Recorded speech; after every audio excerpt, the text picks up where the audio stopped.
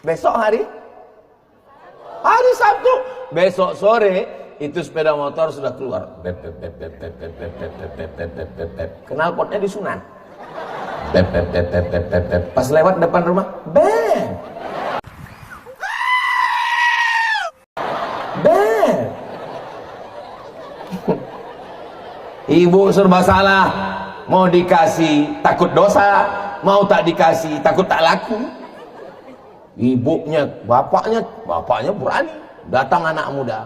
Bapak, boleh bawa anak gadis bapak? Tidak. Sekali langkah dari rumah ini, sekali juga langkah masuk neraka. Kata Ustaz Somad, tidak boleh ada yang bergerak dari rumah ini. Sebentar aja Pak, jalan nanti habis itu kami belikan bapak mie ayam. Jangankan mie ayam, bakso pun tidak. Datang ibu dari dapur, kasihlah bang. Kita dulu lebih parah dari itu lagi.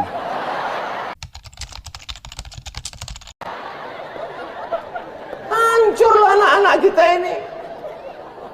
Bapak sama ibu mesti sepakat untuk mendidik mereka.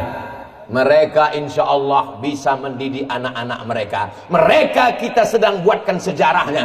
Nanti mereka bisa berkata kepada anak-anaknya, kau jangan pacaran, karena ayah dan mama dulu tidak ada mengenal perempuan. Suaranya aja ku dengar, suara macam anak gadis. Pas ku tengok rupanya nenek-nenek.